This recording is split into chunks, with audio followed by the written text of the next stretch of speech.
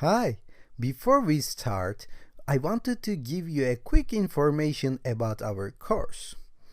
So within this course, we have two main sections, and this is the main reason why this course is one of the most comprehensive ethical hacking courses ever created online.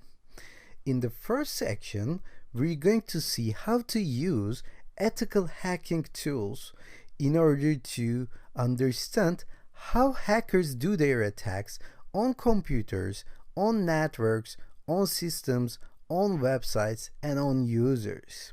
And of course, we're going to see how to stay safe against these attacks as well. On the top of that, we're going to learn a programming language called Python, and we're going to use this Python in order to write our own ethical hacking tools. So with these two sections, we're going to complete our ethical hacking course. Of course, you may think that I already know everything about ethical hacking tools. So can I jump into the Python section?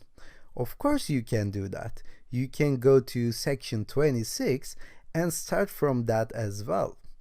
But if you don't have any prior knowledge, I suggest you start from section 1 and follow all the lectures up until to the very end, because this course is designed to start from scratch and take you through to all the details along the way.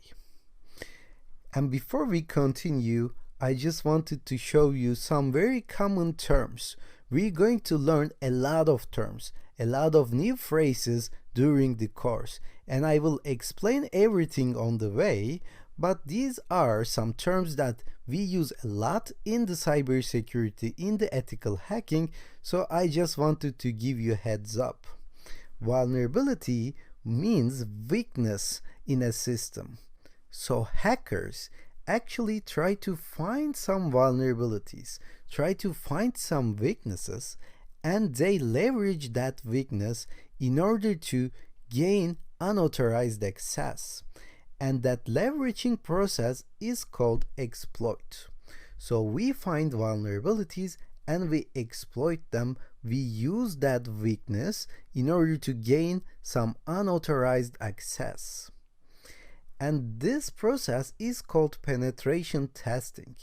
Sometimes we refer this as pen testing.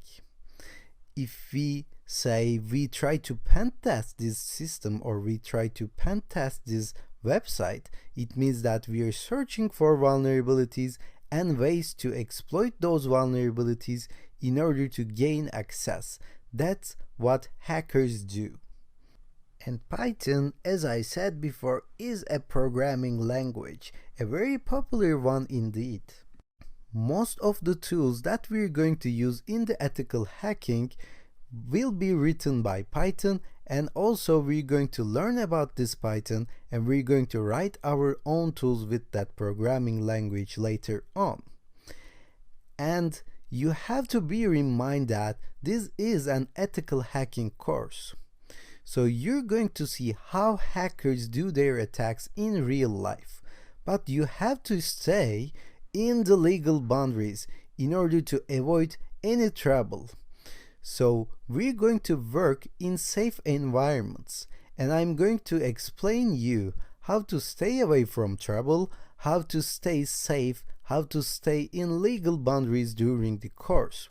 But always bear in mind that ethical hackers are allowed to perform penetration tests, are allowed to find vulnerabilities, find weaknesses, so that administrator of the related systems can fix it in order to prevent attacks from bad hackers.